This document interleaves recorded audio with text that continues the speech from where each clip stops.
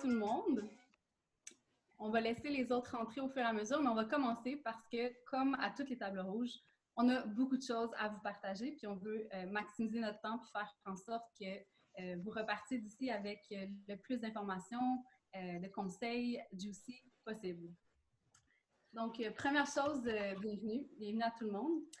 Encore une fois, pour celles qui viennent juste d'arriver, on vous invite à mettre la caméra si vous le pouvez. On est en live sur Facebook en ce moment et aussi, on a un enregistrement qui va être fait pour les femmes qui ne peuvent pas être là en live, mais ça n'inclura pas la période des questions, donc on ne voit pas vos visages. Donc, bienvenue. Avec Madame Lovary, on ne voulait pas juste créer des culottes menstruelles pour que vous viviez des menstruations super confortables et écologiques. On voulait aussi avoir une mission comme sociale et éducative parce qu'on pense que le savoir, c'est le pouvoir.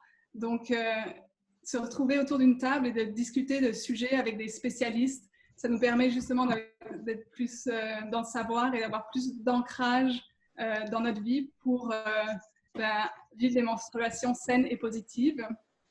Donc, merci à toutes celles de vous qui sont autour de cette table. Puis, aussi, souvent quand on a tendance à parler des menstruations, on a tendance à parler des femmes, mais on voulait aussi dire que dans cette discussion, on veut être inclusif des personnes qui menstruent, mais qui ne se voient pas ou qui ne se nomment pas comme femmes. Donc, bienvenue à tous et à toutes autour de cette table rouge. Puis, aujourd'hui, on va aussi offrir 2 cartes cadeaux de $50 aux personnes qui participent au live. Donc, un petit cadeau de plus. Un petit bonus pour toutes celles qui décident d'être présentes autour de cette table. Puis, donc, un gros bienvenue à toutes et à tous. Et puis, avec tout notre cœur et puis toute notre bonne énergie, on est heureuse d'avoir un invité très spécial ce soir. Yes. Yes. Puis, by the way, j'ai oublié de nous présenter, c'est comme toujours la chose qu'on oublie. Oui. Olivia, Erika. Et on est les 2 cofondatrices de Madame Lovary. On a parti ça il y a maintenant 3 ans et demi, 4 ans. Et on est présente avec toute l'équipe qui est en support. Donc, merci à toute l'équipe de Madame Lovary qui est là pour la technique et modérer. Vous allez les voir un peu plus tard dans l'événement. Puis aussi, pendant l'événement, s'il y a des choses qui vous plaisent, vous pouvez faire des petits applaudissements virtuels. Ou genre, je relate, ou moi aussi, ça me parle ce que vous dites. On vous voit, fait que vous pouvez faire ça. Le thème d'aujourd'hui, donc on plonge directement dedans. Comme vous l'avez vu en vous inscrivant, on va parler des secrets et conseils d'un médecin féministe. Et le but de ça, c'est vraiment de comprendre un peu mieux comment on peut prendre en main notre santé féminine dans un système de santé assez patriarcal.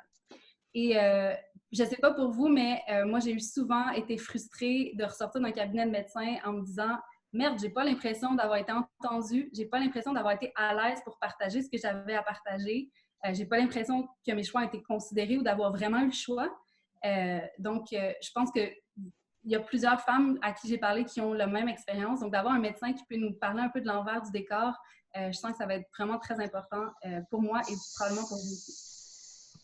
Donc, rapidement, le déroulement, c'est super simple. La première partie, Olivia et moi, on pose des questions à notre spécialiste. Et ensuite, on va avoir une petite pause artistique. Je ne vous dis pas tout de suite c'est quoi. C'est un 5 minutes très rapide. Et ensuite, on va passer à la portion des questions que vous pouvez poser aux spécialistes. Comme on est beaucoup, c'est sûr qu'on n'aura peut-être pas le temps de répondre à tous, mais on vous invite quand même à lever la main ou à l'écrire dans le chat. Mais je laisse Tiffany nous expliquer un peu plus les détails techniques pour le Zoom. Oui, bonjour tout le monde. Alors, pendant la période de questions, après la période de conférence, puis après la petite pause, vous allez pouvoir lever la main. En fait, quand vous cliquez sur participants, vous allez avoir un petit bouton en bas à droite qui s'appelle Raise Hands ou Lever la main, si vous êtes en français ou en anglais. Ne vous inquiétez pas, je vous réexpliquerai tout ça au moment où on va passer à la période de questions. On vous conseille de vous mettre en vue intervenant ou speaker view pour vivre la meilleure expérience possible de cette table rouge. Et vous voyez qu'on est en train d'enregistrer la table rouge et donc on est en live sur Facebook, comme disait Erika. Simplement pour vous rassurer, on va couper l'enregistrement et le live avant la période de questions pour que ça reste un safe space puis que vous vous sentiez vraiment à l'aise de poser toutes vos questions. Et les seules personnes qu'on verra sur l'enregistrement, c'est nous et les intervenants. On ne vous verra pas vous. Et la partie qui sera envoyée aux personnes qui se sont inscrites, C'est vraiment juste la partie de la conférence. Voilà. Et puis, j'ai l'immense honneur de présenter notre invité de ce soir, qui est Martin Winkler. C'est sûr que vous avez dû voir le petit résumé qu'on a envoyé avec l'invitation. Et je voulais juste partager une expérience plus personnelle, moi, que j'ai avec Martin Winkler. Puis, ce qui se passe, c'est quand j'ai lu Le cœur des femmes, je pense que ça a été comme la première graine de féminisme qui a été plantée dans mon cerveau par la vie. Oui, étonnamment, c'est un livre qui a été écrit par un homme qui m'a ouvert les yeux. Et ça a mis en mots ce que je vivais, en fait, notamment dans mon corps et comment je me sentais face au médecin. Et en lisant, je me suis dit, waouh, c'est possible un examen gynécologique qui se passe bien, c'est possible un médecin qui m'explique comment fonctionne mon corps pour me donner la possibilité de faire les meilleurs choix. C'est possible d'être considérée comme une personne capable de prendre des décisions. Et puis à la fois, ça m'a révoltée parce que c'était pas ma réalité en fait. Mais grâce au livre de Martin, je me suis sentie plus forte. J'avais enfin un savoir entre les mains d'un médecin qui a pris le temps de partager. Je suis allée lire son blog, je me suis intéressée à plein de choses et je me suis sentie outillée et capable d'expliquer ce que je voulais vraiment à ma gynécologue la fois d'après quand je l'ai vue. Donc, ça m'a aussi donné l'espoir d'une médecine plus à l'écoute. Et merci beaucoup, Martin, d'avoir été à l'écoute et surtout d'avoir partagé tout ça. Merci.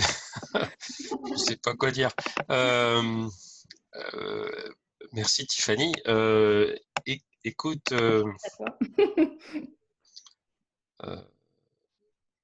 au départ, quand j'ai écrit Le cœur des femmes, je peux en parler 2 minutes, mais quand j'ai écrit Le cœur des femmes, je l'écrivais pour le jeune médecin que j'avais été et qui ne savait pas tout ça.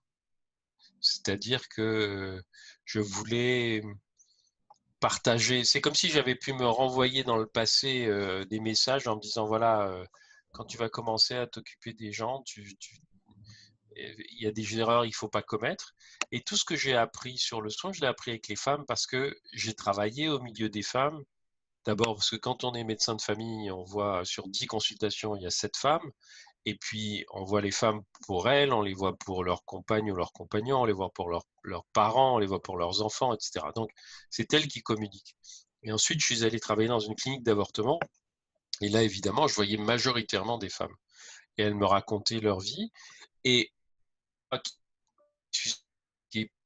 expérience, très vite, je me suis rendu compte que j'avais que 2 choix. Ou bien je les croyais, ou bien je les croyais pas. Et sur le plan éthique, c'est pas acceptable de pas croire ce que les gens disent. Bien sûr que de temps en temps, les gens qui viennent voir un médecin, ils racontent pas toute la vérité, mais c'est pas grave. Le médecin doit les croire, il doit les écouter, parce que quand une femme te raconte ce qu'elle a vécu, même si elle omet un certain nombre de choses ou qu'elle ne les raconte pas exactement comme ça s'est passé, ses sentiments sont vrais. Donc, tu es obligé de la croire. Et donc, c'est à partir de ce moment-là que j'ai commencé à comprendre 2 choses. La première chose, c'est que la vie des femmes, ce n'était pas de la tarte. Et je ne pouvais pas le savoir. Moi, je suis un homme. Et deuxièmement, que tout ce que j'allais apprendre, c'était en les écoutant. Donc, je suis toujours un peu gêné quand on dit que je suis un spécialiste de la gynécologie, etc. Parce que je ne suis pas vraiment un spécialiste. C'est pas ma spécialité, c'est mon champ d'exercice, c'est mon champ d'apprentissage. Moi, je ne considère pas que je suis une sorte d'expert. Je considère que je suis un soignant ou une soignante maintenant, parce que je dis que tous les soignants sont des soignantes, devraient s'appeler soignants. Je suis une soignante qui a appris ce qu'elle sait des femmes qui sont venues se confier à moi. Et donc, ce que je sais, c'est ce que Tiffany suggérait, ce que je sais, mon obligation, c'est aussi une autre obligation éthique, c'est de le partager. Ça ne m'appartient pas. C'est pas comment dirais-je, il y a des collègues français qui sont un peu méchants qui disent que c'est mon fonds de commerce. C'est pas un fonds de commerce. C'est pour ça que je fais un site gratuit, c'est pour ça que j'écris des livres qu'on peut ou qu'on ne peut pas ou qu'on peut ne pas lire, et puis qu'on en prend dans les bibliothèques, etc. Que j'envoie mes textes en PDF à tout le monde. Je considère que quand on a un savoir, et en particulier un savoir sur la santé qui peut servir à tout le monde, c'est inacceptable moralement de le garder pour soi. Parce que, comme le disait Tiffany, mais comme vous le savez toutes, si vous savez, vous subissez beaucoup moins. Enfin, je veux dire, quand on sait Quand une mère explique à sa fille, tu sais, à partir d'un certain âge, tu vas te mettre à avoir des saignements qui vont venir du vagin, ça va te faire peur, peut-être que ça va se faire mal, mais c'est pas dangereux, c'est pas grave, c'est pas. Non. Le fait de le savoir et d'être prévenu, c'est autre chose que de se retrouver un jour, comme me l'ont raconté certaines femmes, à avoir un mal de ventre pas possible et à se mettre à saigner d'un seul coup dans ses sous-vêtements et ses vêtements et se retrouver avec des taches rouges et tout le monde qui rigole et on est la seule à pas savoir de quoi il s'agit.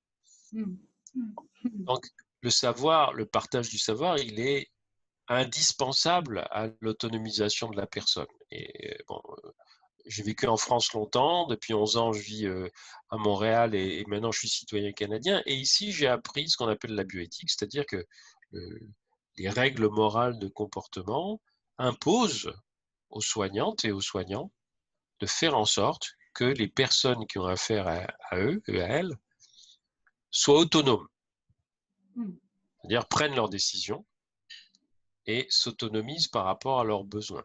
Mon idéal du soin, c'est que je te donne l'information ou je peux te prescrire le traitement, mais que tu n'as plus besoin de moi après. Bon. Donc, le partage du savoir, ça fait partie du travail des soignants. Donc, pour moi, c'est pour ça que bon. Et puis, je suis aussi un écrivain de littérature, donc j'écris des romans. Et au lieu de faire un manuel de gynécologie pratique, que certains de mes camarades ont fait pour les étudiants en médecine, je me suis dit non, je vais plutôt écrire un roman parce que c'est plus marrant et puis parce qu'on peut dire des choses qu'on ne peut pas dire dans les manuels pratiques. Et je crois que je l'ai fait de façon spontanée, je n'ai pas réfléchi, je me suis dit non, j'ai plus envie d'écrire un roman. Il se trouve que ça a touché beaucoup de monde et j'en suis très heureux. Mais c'est aussi parce que c'était une façon de casser l'habitude qui est que les médecins ils parlent de façon scientifique et puis t'imposent le savoir, alors qu'en fait il y a des manières de faire passer le savoir beaucoup plus rigolotes. C'est vraiment génial parce que c'est beau de voir ton parcours. Puis c'était d'abord la première question que je voulais te poser, mais j'ai l'impression qu'avec cette introduction-là, tu nous as bien répondu. Ma première question, c'est qu'est-ce qui a fait en sorte que tu t'es intéressée à la santé des femmes, puis ton histoire qui t'amène à ici maintenant avec nous dans un Zoom avec une centaine de femmes, de personnes en fait qui sont là. Donc, ça a bien répondu. Oui, ce que je veux te préciser quand même, c'est que je suis pas parti avec l'idée que j'allais devenir un militant de la santé des femmes. Je suis parti avec l'idée que j'allais soigner tout le monde de la même manière. Parce que pour moi, soigner, c'était soigner tout le monde de la même manière. Il se trouve que quand je me suis mis à travailler, d'abord en médecin de famille, et puis très vite aussi à la clinique d'avortement de la ville, enfin de l'hôpital où je travaillais, parce que j'étais un sympathisant et un allié des femmes qui avaient besoin d'IVG. Je pensais que c'était nécessaire qu'on fasse des interruptions de grossesse de façon sécuritaire, non jugeante, etc. Bon, donc je suis allé travailler là-bas. Et puis, et là, j'ai découvert quelque chose que je ne pouvais pas avoir lu dans les livres, c'est la vie des femmes. Parce que quand tu laisses une femme raconter sa vie, elle va te la raconter. Moi, j'adore qu'on me raconte des histoires, donc j'ai écouté les histoires des femmes. Et ça, c'est plein d'enseignements aussi pour un soignant, parce que on comprend aussi mieux, plutôt que de plaquer son savoir sur les besoins des femmes, on comprend mieux quels sont leurs besoins et ce qu'on peut leur apporter. Alors, je te donne juste un petit exemple. C'est très souvent en consultation, une femme rentrait et me disait « Docteur, je ne supporte plus ma pilule ». Bon. Alors le premier réflexe d'un médecin, en tout cas en France dans les années 80, c'était de dire bah, « c'est pas grave madame, je vais vous en prescrire une autre ». Et en fait, très vite, je n'ai pas fait ça parce que je me suis rendu compte que ce n'était pas ça qu'elles attendaient. Donc je leur disais « Ok, racontez-moi ». Et là, elle me disait, bon, je ne supporte pas ma pilule parce que j'ai des effets secondaires, d'accord? Ou bien, je ne supporte pas ma pilule parce que je ne veux plus prendre la pilule, je veux être enceinte, mais mon Jules ne veut pas. Ou bien, je ne supporte plus ma pilule parce que j'en ai marre d'avoir des rapports sexuels avec ce type-là, et puis je ne peux pas lui dire non, je ne veux pas parce que j'ai peur d'être enceinte puisque je prends la pilule, etc., etc., etc. Donc il y avait 15 raisons différentes pour une femme de dire « Ah, moi, je ne supporte plus ma pilule anticonceptionnelle ». Si tu les laisses pas raconter, tu vas leur prescrire un truc qui va pas répondre à leurs questions. Donc, c'est ça aussi que j'ai appris, c'est que si on a une attitude dogmatique, c'est-à-dire que on est le médecin, donc on sait, donc on prescrit, donc, hein, on n'apprend rien du tout. Si on laisse un peu les gens parler, et c'est vrai des hommes aussi quand on les laisse parler, hein, quand on les laisse parler, ils t'apprennent énormément et du coup tu deviens quelqu'un qui d'abord a moins peur, qui est moins, comment dire, stressé, qui a moins peur de tomber sur des catastrophes, etc. Et puis, ça apprend aussi justement que, in fine, la plupart des gens savent prendre leurs décisions toutes seules. Donc, faut pas penser que si elles font pas ce que tu leur recommandes, elles vont mourir. C'est pas vrai. Des fois, quand elles font ce que tu leur recommandes, des fois elles meurent, tu vois, parce que tu leur as prescrit un médicament qu'il fallait pas. Donc, au contraire, je veux dire, moi, ça m'a appris absolument à respecter les choix des femmes, parce que précisément, toutes les femmes que j'avais entendues me montraient qu'elles faisaient leurs choix, elles prenaient leurs décisions toutes seules, elles les prenaient contre leur conjoint, contre leur famille, contre leurs enfants, contre... donc, le médecin qu'elle voyait 20 minutes, voilà, j'ai appris à relativiser mon rôle en consultation et à en faire plus comment dirais-je, un rôle de quelqu'un qui te donne des infos, qui te donne des choix, qui te donne des options, et puis qui t'aide à prendre tes décisions, enfin, qui te soutient dans tes décisions. On n'aide pas à prendre des décisions, on soutient les femmes dans leurs décisions. Et ça, pour moi, ça a toujours été très important. C'est super. Super intéressant aussi, puis la notion d'autonomie, d'être plus autonome. Donc ça, c'est une question que j'aimerais revenir un peu plus tard avec toi sur comment on peut être plus autonome, plus souveraine dans notre relation avec notre médecin, parce que, bon, il y a des médecins comme toi, c'est génial, qui existent, mais on sait que c'est pas la réalité, c'est pas du tout la majorité non plus. Bien sûr. Mais avant de poser cette question-là, j'aimerais juste, si tu étais capable, dans le fond, de nous donner... quelles sont les questions les plus fréquentes, ayant travaillé avec des femmes pendant des années, que tu as eues? C'est quoi les questions les plus fréquentes que se posent les femmes sur leur santé? Des exemples concrets? Ça dépend un peu de l'âge de la femme. C'est-à-dire qu'il n'y a pas de... Et ça dépend de sa vie aussi. Parce que fondamentalement, tous les individus, de quoi ils ont peur? Ils ont peur d'être malades, ils ont peur de souffrir, ils ont peur de mourir. En plus, quand tu es une femme, tu as aussi peur, par exemple, que tes enfants meurent. Plus que les hommes, statistiquement. Tu as peur qu'une grossesse se passe mal, c'est-à-dire que l'enfant que la femme porte meurt. Tu as peur parce que c'est une pression sociale de ne pas pouvoir avoir d'enfant. Mais c'est rarement, et c'est ça qui est assez terrible, c'est que moi, ce qui m'a beaucoup frappé, c'est que beaucoup de femmes ont peur de choses qui sont en rapport avec les pressions sociales ou les injonctions ou les attentes qu'on a vis-à-vis d'elles. Alors, ça dépend évidemment des pays. Je pense que c'est beaucoup plus fort ça en France qu'au Québec, où au Québec, les femmes sont plus autonomisées. Les femmes sont plus centrées sur leur santé personnelle et pas forcément les injonctions qu'on attend d'elles. Mais quand même, ça dépend aussi de la culture dans laquelle elles ont grandi, ça dépend des relations sociales qu'elles ont avec leurs parents, etc. Donc en gros, ce qui se passe, c'est qu'il y a deux types de questions. Il y a les questions qui concernent mon corps de femme, qu'est-ce qui se passe, qu'est-ce qui est normal, qu'est-ce qui n'est pas normal, qu'est-ce que je risque, etc. Et puis, mon corps de femme par rapport à ce que le monde attend de moi. Ou à ce que moi, d'ailleurs, j'attends de mon corps parce que j'ai intégré certains mythes, certaines images. Et évidemment, tout tourne autour d'une norme qui serait, voilà, une femme normale, entre guillemets. Ça n'existe pas, hein, une femme normale. Toutes les femmes sont différentes. Mais une femme normale, ce serait une femme qui a un cycle régulier de 28 jours, qui ovule au 14e jour, qui a des règles ni trop douloureuses, ni pas trop, ni pas assez. Enfin, faut que ça fasse mal un peu quand même pour qu'on soit sûr que, bon, etc. Qui est un flux menstruel pas trop abondant, mais quand même assez abondant pour qu'on ait l'impression que c'est normal, parce que si on perd 3 gouttes, ça va pas, il doit y avoir quelque chose, etc. C'est-à-dire, il y a un fantasme de la norme qui est entièrement construit par les médecins. Hein, par exemple, le cycle de 28 jours, c'est une invention des médecins du début du XXe siècle. Ça n'existe pas, le cycle de 28 jours. Toutes les femmes dont la fertilité, entre guillemets, est bonne, ont un cycle qui est compris entre 23 et 35 jours. Et puis, des fois, c'est...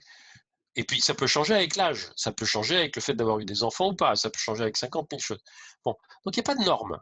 La norme, c'est la personne elle-même. Est-ce qu'elle se sent bien? Est-ce qu'elle se plaint de rien, etc. Parce que la fertilité, c'est pas quelque chose que tu expérimentes toutes les semaines. Tu comprends? Tu cherches pas à avoir des enfants toutes les semaines. Il y a des périodes où tu cherches à avoir des enfants. Parfois, si tu en veux, parce qu'il y a des femmes qui en veulent pas. Et puis, il y a des périodes où tu cherches pas à en avoir. Donc, les demandes varient aussi en fonction du type d'attente qu'elles ont à des périodes différentes de la vie. Après, alors ça c'est les demandes apparentes. En tant que médecin, après, moi je savais qu'il y avait des demandes qui étaient des demandes cachées ou des demandes qui ne s'exprimaient pas. Par exemple, il fallait que je discute un peu et il fallait qu'on se soit vu peut-être 2 ou 3 fois, qu'elles soient en confiance, pour que je puisse leur poser des questions sur,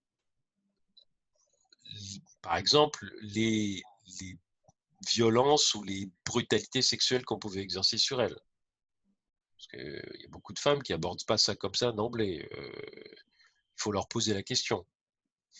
Et moi, pendant longtemps, je n'ai pas su poser cette question-là, parce que je pensais que c'était intrusif, alors qu'il y a des collègues qui m'ont dit non. Justement, si tu poses la question, tu vas leur permettre de dire des choses qu'elles ne vont pas se permettre de dire si tu ne leur poses pas la question. Mais par exemple, ça m'est arrivé de voir une femme qui venait en se plaignant de troubles de son cycle, et j'essayais de cerner le problème avec elle jusqu'au moment où je lui ai demandé mais quand est-ce que ça vous préoccupe le plus? Et alors elle m'a répondu, ça me préoccupe le plus quand mon conjoint m'oblige à avoir des relations sexuelles parce que comme il ne veut pas que j'utilise de contraception, j'ai peur d'être enceinte. Et je ne veux pas être enceinte. Et donc, on voyait bien que ce n'était pas juste un problème de fertilité ou de cycle, c'était un problème beaucoup plus compliqué qui était inhérent au fait qu'elle vivait avec cet homme qui, il ne la frappait pas, mais il avait une manière coercitive dominante,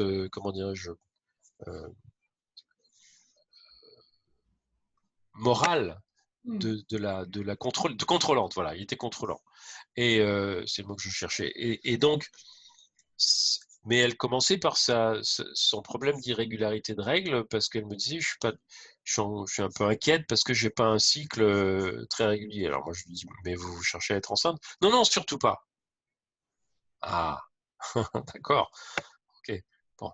Et c'est pas la même chose. Donc si on va pas regarder autour, et donc c'est pour ça que je n'ai pas vraiment de réponse générale à te faire, parce que finalement, il y a autant de questions que de femmes. Et ça tourne toujours autour de la même chose, hein. Ça tourne toujours autour de ma physiologie, j'ai une boule dans le sein, j'ai pas eu mes règles là pendant 3 mois d'affilée, est-ce que c'est normal, est-ce que c'est inquiétant, etc. Bon. Mais c'est toujours le symptôme. C'est jamais vraiment le problème. Le problème du symptôme, c'est tout ce qu'il y a autour. J'ai vu des femmes, par exemple, qui allaient parfaitement bien, qui avaient une vie comme elles, idéale pour elles, et puis qui avaient leurs règles 2 fois par an. Et alors je disais, bon, alors vous avez des règles? Elles me disaient, oh, moi j'ai des règles 2 fois par an. Et je leur disais, ça vous inquiète pas? Non, ça m'inquiète pas, parce que, un, j'ai pas envie d'être enceinte, 2, tout va très bien, moi je suis très confortable. Et il n'y a rien à dire. On va pas essayer de normaliser une situation qui pour la femme est sa norme. C'est ça aussi qui est important, c'est que, enfin, le discours que j'essaye d'avoir, c'est de dire aux femmes, la norme, c'est vous. Comment êtes-vous, vous, dans votre vie, avec votre corps? Est-ce qu'il y a des choses qui vous gênent? Est-ce qu'il y a des choses qui vous gênent pas? Parce que les choses qui vous gênent pas, faut pas qu'on y touche. On s'en occupe que si ça vous gêne, que le jour où ça vous gêne. Mais si ça vous gêne pas, on n'y touche pas. Et il ne faut pas le médicaliser. C'est surtout là-dessus que moi j'ai travaillé, bon, surtout la deuxième partie de ma carrière, parce qu'il a quand même fallu que j'apprenne à comprendre ça d'abord. C'est pas tombé du ciel, il a fallu que j'apprenne, quoi. Et toute la deuxième partie de ma carrière, c'est là-dessus que j'ai travaillé, c'est-à-dire à ne pas médicaliser une personne qui ne demande rien, mais qui peut être amenée à vous poser des questions parce qu'on lui dit « Oh là, ça c'est pas normal ». Voilà. Donc moi je pense qu'il y a enfin surtout le livre qui va être publié là en septembre, son sujet c'est ça, c'est-à-dire toutes les idées reçues qu'on se pose, toutes les idées reçues contre lesquelles il faut combattre. C'est parti d'une conférence que j'ai donnée à Lyon il y a 4 ou 5 ans, où une association de femmes m'a demandé « Est-ce que vous nous feriez une conférence sur les idées reçues en matière de santé des femmes ?» Alors j'ai fait une liste d'idées reçues comme ça pour m'aider le long de la conférence. Et puis à la fin, je me suis dit « Mais il faut que je fasse un livre avec ça. » Parce que là, j'ai improvisé avec ma liste. Mais bon, donc c'est ça. Il y a tellement d'idées reçues qui pourrissent la vie des femmes, alors qu'il n'y a pas de raison, quoi. C'est super intéressant de voir tout ça. Moi, ce qui me touche le plus, c'est de voir à quel point, c'est ça, à quel point toutes les pressions sociales puis toutes les idées préconçues créent au final des faux problèmes qui finalement finissent par être médicalisés. Puis la médicalisation en soi peut probablement créer d'autres problèmes. Puis, donc, La médicalisation, c'est ce qu'il y a de pire parce que, bon, je prends un exemple très fréquent, c'est les femmes qui m'écrivent en me disant, voilà, mon conjoint et moi, on essaye d'avoir un enfant. J'ai arrêté ma pilule il y a 6 mois ou 8 mois, et le gynécologue me dit déjà qu'il faut que je parte en traitement de la stérilité. Alors, je dis, bon, déjà, statistiquement, comment dire, les données internationales disent on ne fait rien quand un couple a des rapports sexuels réguliers, on ne fait rien, un couple hétéro évidemment, a des rapports sexuels réguliers, on ne fait rien pendant 2 ans. 2 ans. S'il n'y a pas eu de grossesse du tout pendant 2 ans, là on se demande pourquoi. Parce que la grossesse, c'est un hasard. C'est-à-dire que l'ovocyte de ce mois-ci, à condition que la femme elle est ovulée ce mois-ci, parce que ça n'arrive pas tous les mois. Des fois, il peut y avoir des mois où on n'ovule pas, ou en tout cas l'ovocyte n'est pas viable. Il faut que l'ovocyte de ce mois-ci ait trouvé un spermatozoïde convenable et que la grossesse elle tienne. Donc par exemple, si une femme fait à 6 mois d'intervalle 2 fausses couches spontanées avant le 3e mois, les fausses couches spontanées, c'est des fausses couches physiologiques, c'est-à-dire c'est l'évacuation d'un embryon qui n'est pas viable, parce qu'autrement il se développerait de façon anormale. Donc il est expulsé. Mais si elle fait 2 fausses couches à 6 mois, 2 fausses couches avant le 3e mois, à 6 mois d'intervalle, on considère qu'elle n'est pas stérile. On considère simplement que probablement sa fertilité n'est pas en ce moment très grande et que là, il y a eu 2 grossesses qui n'ont pas tenu. Si elle en a une 3e, là, on se demande s'il y a des questions. Mais bon. Donc, ça m'est arrivé très souvent de voir des femmes comme ça, qui étaient très angoissées parce qu'on ne leur avait pas dit « Ah attendez, à l'époque, avant qu'il y ait les anticonceptionnels, les femmes, elles étaient enceintes à tout bout de champ. » Et puis, il y en avait plein. Je veux dire, vous interrogez vos mères et vos grands-mères, vous allez voir. Il y avait plein qui disaient, ouais, on sautait à la corde pour le faire passer parce qu'on n'avait pas envie d'être enceinte cette fois-là.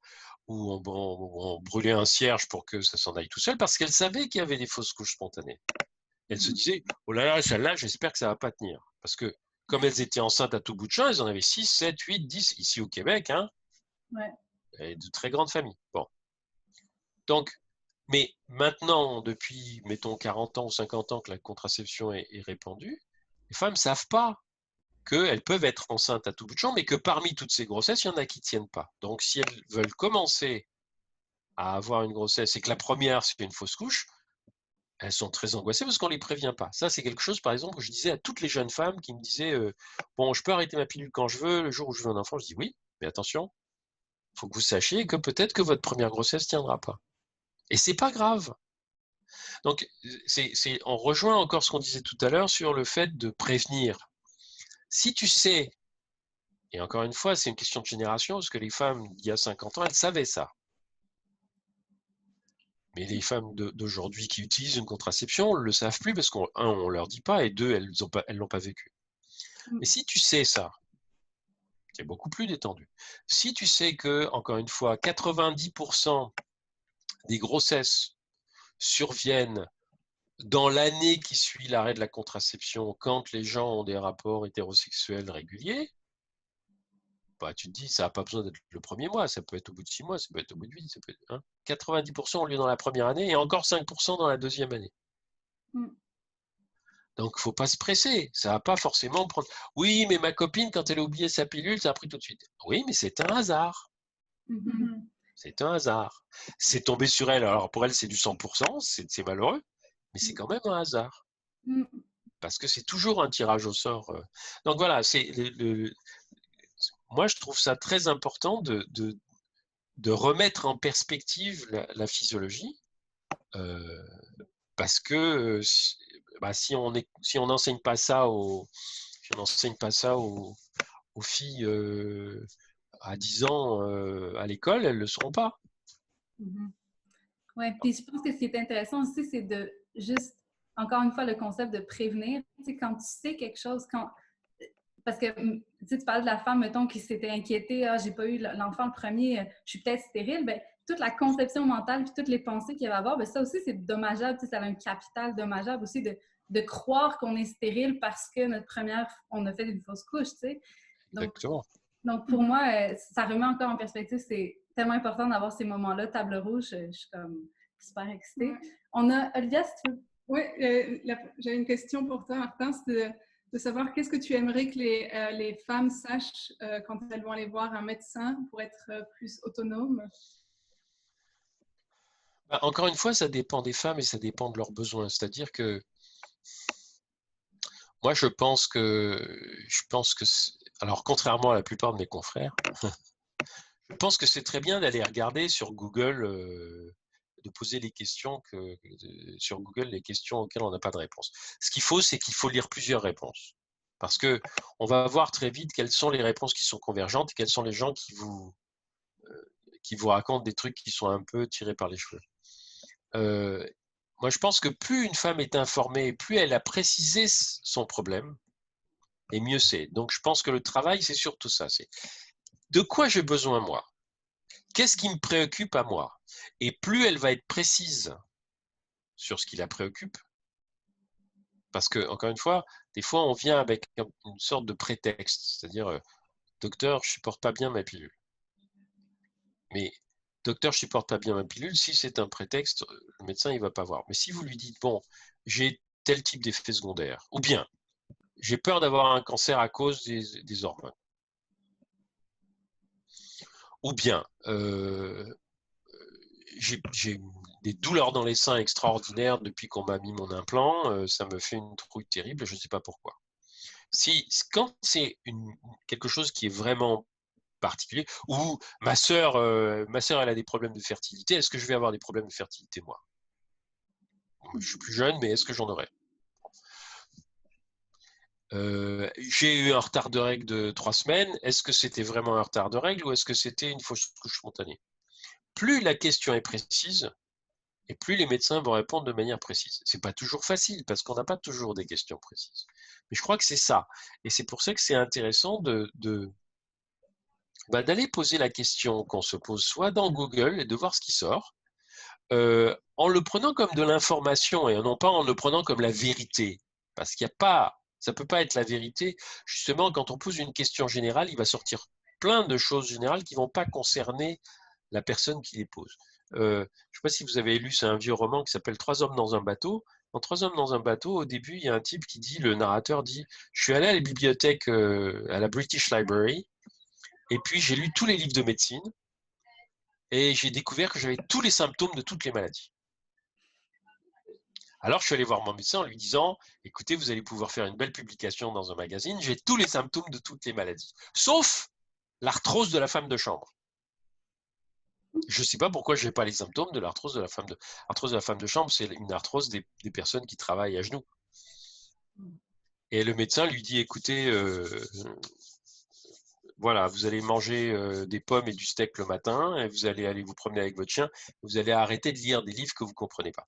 À mon avis, c'est une très mauvaise méthode. Je pense que c'est bien d'aller regarder les livres de médecine et les textes. Mais ce qu'il faut, c'est ne pas les prendre pour soi. Il faut savoir que ça existe, mais en sachant qu'il y a très peu de chances pour qu'on ait exactement ce qu'on va trouver sur les sites Internet qui racontent les plus grandes horreurs. D'autre part, les sites Internet, s'ils racontent des horreurs, c'est pas la même chose que quand ils donnent des informations générales. Il vaut mieux voir les sites qui donnent des informations générales. Et à partir de ça, on va identifier son problème, et c'est comme ça qu'on va pouvoir poser des questions précises au gynécologue. Il y a une autre chose qui me paraît très importante, c'est que quand une femme va voir un médecin, il faut toujours qu'elle se rappelle que c'est elle qui prend les décisions. C'est pas le médecin. Par exemple, un médecin n'a pas le droit de la toucher si elle ne veut pas.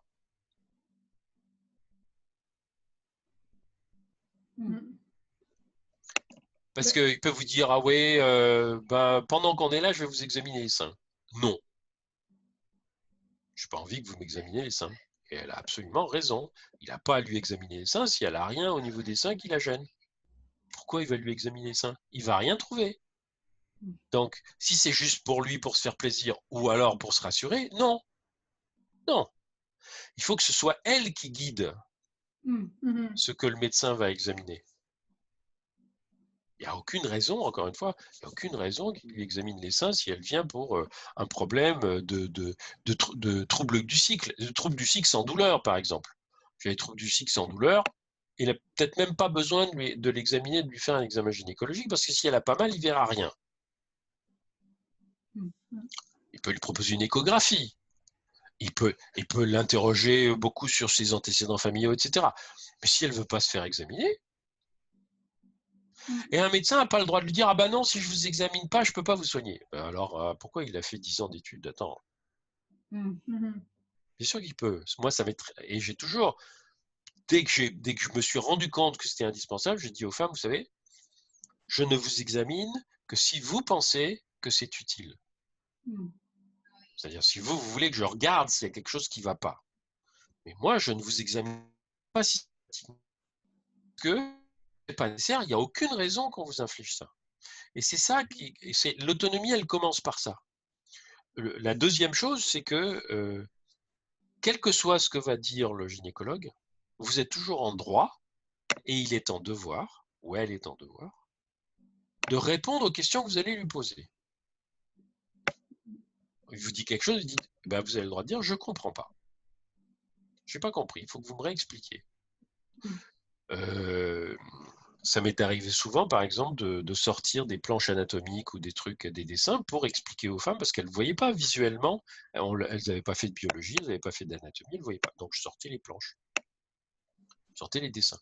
Vous êtes en droit de demander au gynécologue qui vous explique ce que vous n'avez pas compris ou ce que vous n'avez pas entièrement compris. Et il doit répondre aux questions, ça fait partie de son boulot. S'il vous propose un traitement, là, il y a une dame qui m'écrit en me disant j'ai des fibromes à l'utérus, on m'en a déjà enlevé un, mais je continue à y en avoir plusieurs. Alors, tout ça, elle me l'écrit, hein, moi je ne connais pas son dossier, elle me l'écrit. Mon chirurgien dit qu'il faut m'enlever l'utérus. Je ne veux pas qu'on m'enlève l'utérus. Est-ce qu'il y a d'autres solutions? Alors je lui réponds en lui disant, encore une fois, je ne connais pas le dossier, je lui dis, bon, ça dépend. Parce que je ne peux pas vous répondre, mais une chose que vous avez absolument le droit de faire, c'est de demander un deuxième avis. Et si possible, par exemple, de demander un deuxième avis à une chirurgienne, et pas à un chirurgien. Pourquoi? Parce qu'on sait que les femmes chirurgiens gynécologues font moins d'opérations mutilantes aux femmes que les hommes. Intéressant. Vraiment. Ben oui, parce que quand même... Bon. Et je lui dis, et par exemple, si on vous fait ce qu'on appelle une hystérectomie, c'est qu'on enlève, c'est-à-dire on enlève votre utérus, on n'est pas obligé de vous enlever le col de l'utérus. Le col de l'utérus, tous les muscles s'agrippent dessus. et ça permet de maintenir les muscles du périnée. Donc, si on l'enlève, ben évidemment, on crée une cicatrice qui, elle, peut céder. Il peut y avoir ce qu'on appelle une éventration. Mais si on laisse le col en place, c'est beaucoup plus solide. Donc, il y a divers types d'interventions. Et quand un chirurgien propose une intervention, il faut lui dire « Ok, d'accord. Est-ce qu'il y a une autre option que l'intervention? Est-ce qu'il y a plusieurs types d'interventions? Quels sont les choix qui sont donnés? » Parce qu'il doit vous donner le choix. Il ne doit pas, lui, décider ce qui va être le mieux pour vous. C'est comme quelqu'un qui a une maladie grave. Mettons, ma mère a fait une leucémie à la fin de sa vie. À un moment donné, elle a dit « Moi, je veux plus de traitement. Ça va, j'ai vécu ma vie. Je veux être tranquille et je veux pas souffrir. Mais je ne veux plus de traitement, je veux pas de chimio, je veux pas de radiothérapie, je veux qu'on me laisse tranquille. » Et elle a passé les 6 derniers mois de sa vie dans sa maison, et puis elle a été malade 15 jours avant de mourir, et puis c'était fini. Mais elle a choisi. Donc c'est ça aussi qui est très important. C'est plus vous savez ce que vous voulez, et plus vous êtes ferme sur la marchandise. C'est vous qui décidez, c'est pas le médecin. Le médecin vous fait des propositions, mais vous n'êtes pas à son service, c'est lui qui est à votre service, et vous n'avez pas à obtempérer à ce qu'il vous dit. Il ne peut pas vous imposer quoi que ce soit. C'est pas un juge. Et par exemple, quels sont les types de tests qu'on devrait faire et à quelle fréquence quand on va voir le gynéco, par exemple? Alors, très bonne question. A priori, une femme qui est bien et qui va bien et qui est en bonne santé, la première consultation gynécologique, si elle va bien, si elle est en bonne santé, la première consultation gynécologique n'a pas besoin d'avoir lieu avant l'âge de 25 ans. Wow. Pourquoi? Parce que c'est l'âge du premier frottis, du premier pap test, ce qu'on appelle le frottis cervico-vagin. Avant 25 ans, les pap tests, ils sont souvent faux, c'est des faux positifs, ça inquiète tout le monde, etc. Les Anglais, ils disent à partir de 25 ans. Avant, c'est pas la peine. Donc, stricto sensu, alors évidemment, si vous voulez aller vous faire prescrire une pilule anticonceptionnelle, vous allez y aller avant. Mais il n'a pas besoin de vous examiner. Pour une pilule anticonceptionnelle, la seule chose qu'il a besoin de vous faire, c'est de vous prendre la tension. C'est tout. Il n'a pas besoin de vous faire d'examen gynécologique. L'idée selon laquelle les mères doivent emmener leur adolescente à 15 ans voir c'est une idée reçue. Il n'y a absolument aucune raison. Elles n'emmènent pas leur fils se faire tripoter les testicules et le pénis. Bon, il n'y a aucune raison de toucher aux filles qui n'ont rien. Aucune. À partir de 25 ans, un pap test. Juste le pap test. L'examen des seins, on n'a pas besoin d'examiner les seins d'une femme qui n'a rien, qui ne sent rien, elle, dans les seins et qui ne souffre de rien. On n'a pas à les toucher. Bon. Évidemment, si on veut se faire poser un stérilet, là, il faut vous poser un spéculum et poser le stérilet, c'est sûr. Mais vous voyez bien qu'il n'y a pas d'obligation, il n'y a pas d'injonction. Surtout dans un pays comme le Canada, quand on est une femme qui vit à peu près en bonne santé dans un milieu dans lequel elle ne manque pas de tout, pour les femmes qui manquent de tout, c'est un autre problème. Elles ont besoin de soins plus tôt, parce que souvent elles ont plusieurs problèmes pathologiques et les problèmes gynécologiques s'entremêlent avec ça. Mais pour une femme qui va bien, Wow. je finis là-dessus parce que je vois l'heure, mais l'injonction selon laquelle les femmes devraient aller voir le gynécologue, premièrement très tôt, deuxièmement tous les ans, alors tous les ans ça n'a strict aucun intérêt, aucune raison. Ça c'est une injonction qui est destinée à contrôler le corps des femmes. Un point c'est tout. Si une femme a envie d'y aller, c'est son choix, c'est elle qui décide. Mais on n'a pas à la forcer à y aller alors qu'elle va bien. Wow, ça fait tellement du bien d'entendre ça. Je pense qu'on est toutes comme « Really? » Je lis sur le chat aussi en même temps. Il y a je trouve que ça suscite beaucoup de réactions. Fait que merci de mettre ça sur la table. Puis juste une dernière petite question parce que pour le temps aussi, on veut laisser plus de temps pour que les femmes puissent poser les questions directement. Justement, par rapport au fameux VPH, parce que dans ton dernier livre, qui n'est pas encore publié, mais que j'ai eu la chance de feuilleter, j'ai vu qu'il y avait un chapitre là-dessus. Donc, peut-être si tu peux nous dire le VPH, qu'est-ce que c'est au final, puis le vaccin, si toi, personnellement, es-tu pour ou contre? Alors, le VPH, c'est un virus qui est omniprésent, hein, qu'on attrape, que tout le monde attrape, les hommes comme les femmes, très très tôt, mais qui peut favoriser certaines souches, puisqu'il y a des familles, si tu veux, hein, il y a des classes, certaines souches de virus peuvent favoriser les cancers cervicaux, c'est-à-dire les cancers du col de l'utérus. Et c'est des classes très particulières. Donc, ça favorise les cancers. Ça ne donne pas un cancer immédiatement. Ça favorise des lésions qui, si elles ne guérissent pas, se transforment au bout de 8-10 ans en cancer. Et donc, pendant très longtemps, c'est pour ça que les Anglais disent pas de frottis avant l'âge de 25 ans, parce que, en général, ils disent soit 25 ans, soit 8 ans après les premiers rapports sexuels. Parce qu'il faut entre 8 et 10 ans pour qu'il y ait des lésions qui ressemblent à un cancer. Donc, ça ne sert à rien de faire des frottis à des gamines de 16 ans qui n'ont pas eu de rapport sexuel. Ça ne sert à rien. Bon. Le vaccin protège contre certaines souches. C'est-à-dire, il t'empêche d'attraper certaines souches de virus. Mais on n'est pas sûr qu'il empêche le cancer d'arriver. Pourquoi? Parce que d'abord, il y a beaucoup de souches. Et ensuite, pour être sûr que ça diminue l'incidence des cancers, il aurait fallu, entre le moment où on a mis le vaccin au point, c'est-à-dire il y a une vingtaine d'années, 15 ans, et il aurait fallu suivre les femmes pendant 40 ans ou 50 ans pour être sûr qu'il y avait moins de cancers. Donc c'est une extrapolation.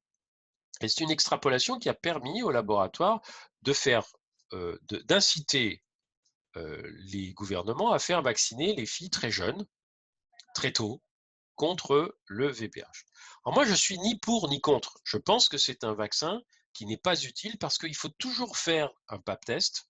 Il ne suffit pas de se faire vacciner en disant « je suis protégé ». Non, on demande aux femmes de faire quand même le pap test pour faire quand même le dépistage du cancer du sein. Mais on leur injecte un produit dont on n'est pas sûr qu'il est efficace. Donc, on peut créer des effets secondaires. Deuxièmement, si une femme adulte, et moi je suis opposé au fait de vacciner contre une maladie hypothétique des préadolescentes qui n'ont rien demandé. Parce que, encore une fois, on n'est pas sûr que ça les protège de quoi que ce soit. Ce n'est pas comme le vaccin contre la rougeole. La rougeole, on sait que ça peut tuer. Bon.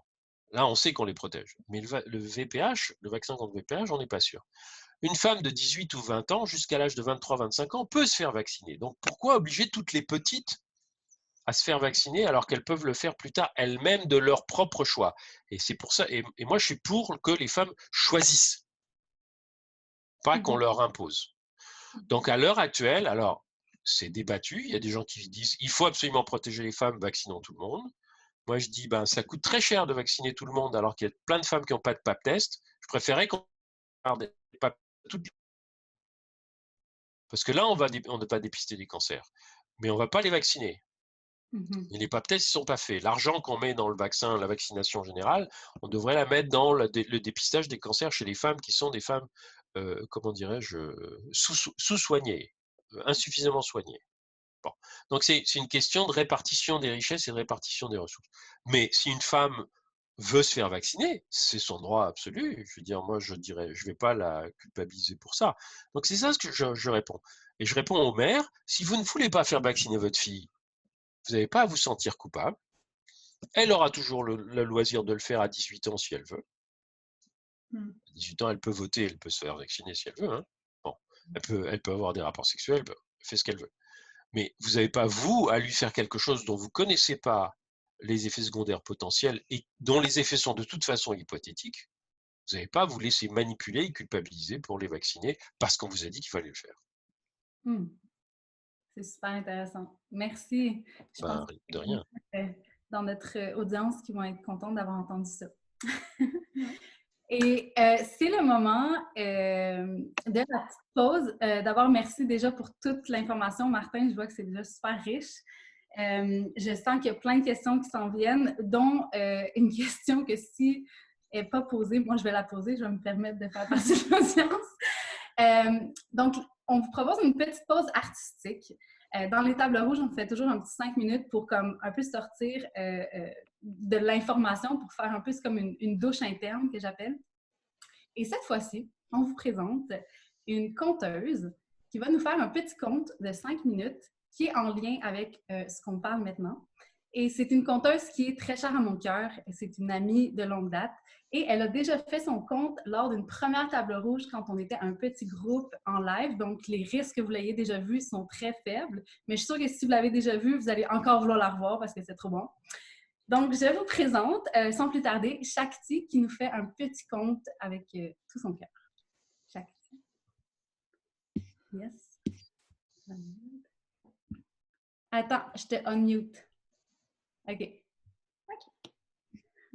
Ça va? Oui. Ça va? Oui. Ouais. Une enseignante parle devant sa classe. Elle pourrait parler de n'importe quel sujet. Par exemple, les différentes couleurs d'attache à pain, la comptabilité ou encore la classification de vis dans un entrepôt IKEA. Mais non. En fait, elle fait un tableau détaillé de l'appareil féminin et de ses voisins.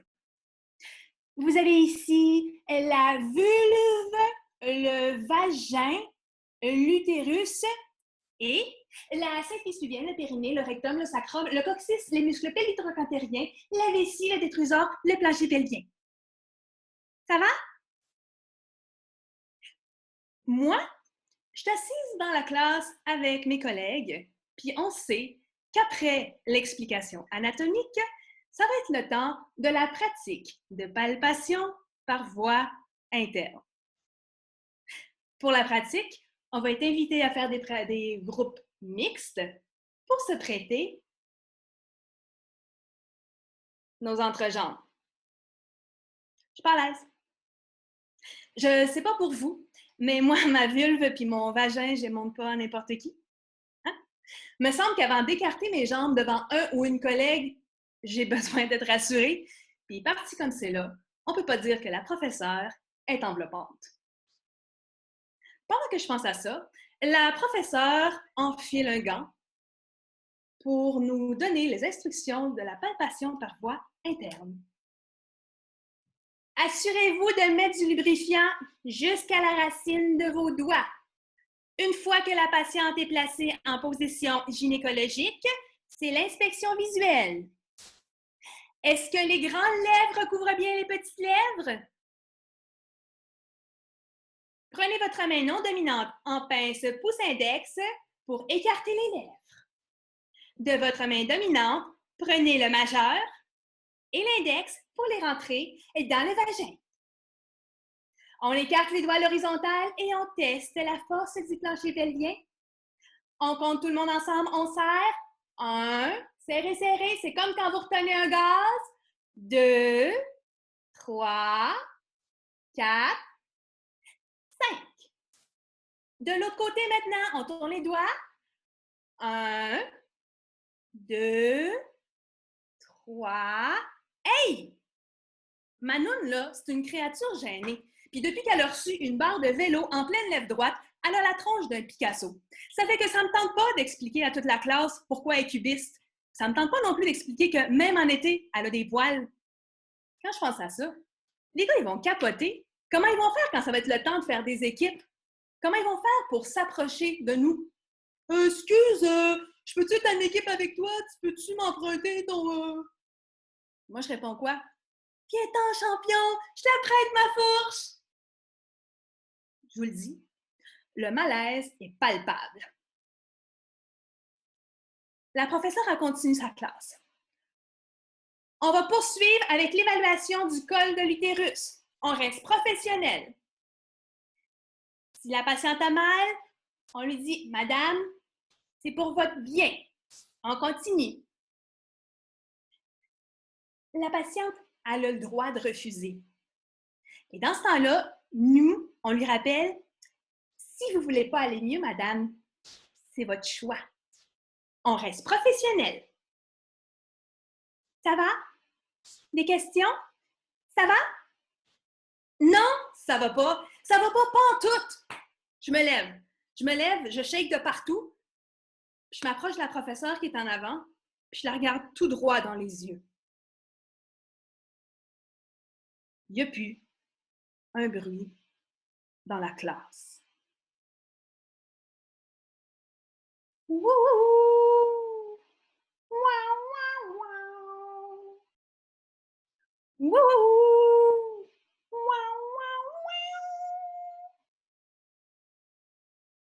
Personne respire, mais je le sais que tous les vagins présents me regardent. Mes jambes, mes pieds commencent à trembler puis à s'enraciner dans le plancher. Et tranquillement, les vagins de la classe commencent à se rapprocher puis à me traverser. Tous les vagins de la classe passent à travers moi, puis tous les vagins de la ville aussi commencent à me traverser. Puis les vagins de la Terre, puis c'est comme ça que je deviens le vagin cosmique! Puis en tant que vagin cosmique, j'ai besoin de nommer qu'avant de me faire taponner ou toucher, j'ai besoin de me présenter. La main qui va s'approcher, elle a intérêt à être consciente de toutes les charges et les histoires que je porte depuis l'apparition de la première femme. Je veux qu'on se souvienne que je ne suis pas juste des plis de peau avec un trou. Je veux qu'on se rappelle que je peux porter l'afro, que je peux être rasée en bikini, en carte de métro ou parfaitement imberbe. Mes lèvres peuvent être de différentes grandeurs, couleurs, formes et la symétrie, ça ne m'arrive pas souvent. À travers moi, passe la douleur, de la pornographie, des abus, des ITS, des avortements, des fausses couches, la honte. Mais aussi, à travers moi, passent des rivières de plaisir, seules ou partagées, l'éros, la lumière, la vie, la naissance, le passage de toute l'humanité. Alors toi qui veux me scruter, respire. Respire avant de t'approcher, puis fais-le avec douceur, avec tendresse et surtout avec amour. Ça va?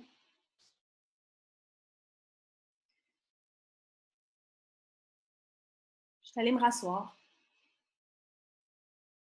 La classe a recommencé à respirer et tous en chœur, on a relâché nos planchers pelviens.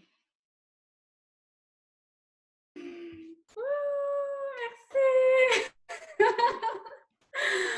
Wow! Merci, Shakti. On t'adore. Merci. Je sais pas pour vous, mais j'ai comme eu plein de frissons à plein de moments. Bravo. Bravo, vraiment. C'est une belle façon de connecter à tellement de choses, tellement de vécu. Merci. En tout cas, ça fait du bien. Nous autres aussi, on a relâché le plancher pelvien. Donc, avant de passer à la période des questions, on voulait juste vous dire que, quand même, en tant que Madame Levary, on était assez fiers de vous dire qu'en date d'aujourd'hui, on a plus que 10 000 personnes qui portent les culottes menstruelles. Et ça équivaut à 2 500 000 déchets qui sont sauvés de l'enfouissement à chaque année. C'est quand même fou, tous ces déchets-là. Donc, on est quand même super contente de vous partager ça en live. Et j'en profite.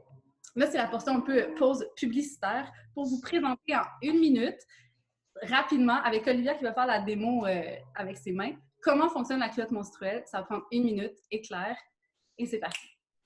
Donc, voici le modèle Shorty, qui est une culotte qu'on peut porter seule, qui, en fait, est l'équivalent d'un protège-dessous. Et quand on a des journées de flux abondant, intense, chute Niagara, comme vous voulez, on rajoute le pad amovible à l'intérieur. Et c'est ça qu'on peut changer au fur et à mesure de la journée. Parce que chaque culotte vient avec 3 pads. Et ça vient aussi dans un petit sac, parce que souvent les filles sont comme « Ouais, mais tu fais quoi avec le pad? Si tu as besoin de changer, tu es à l'école, au travail, whatever. » Ben, tu le mets dans ton petit sac en tissu antifluide. Il y a une section pour ça.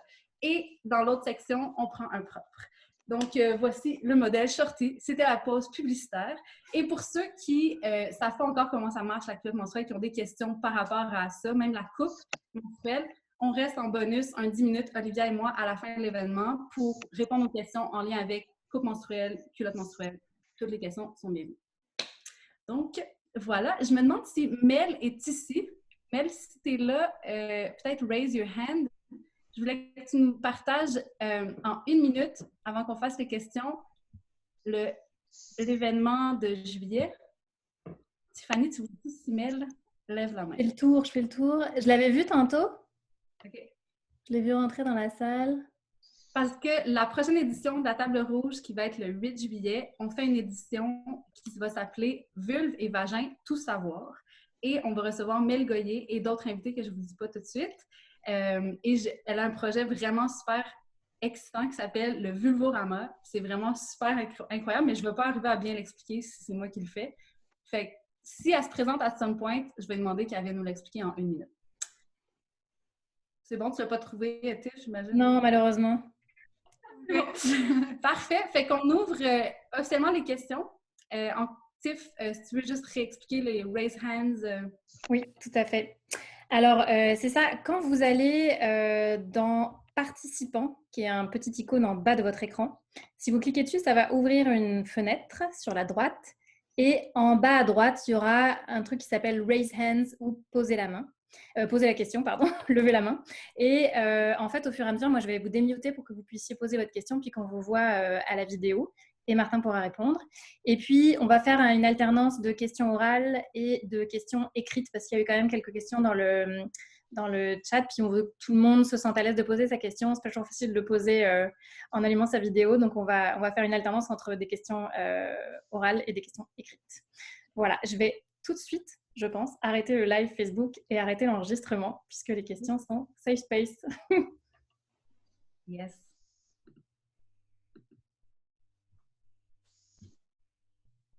Et voilà.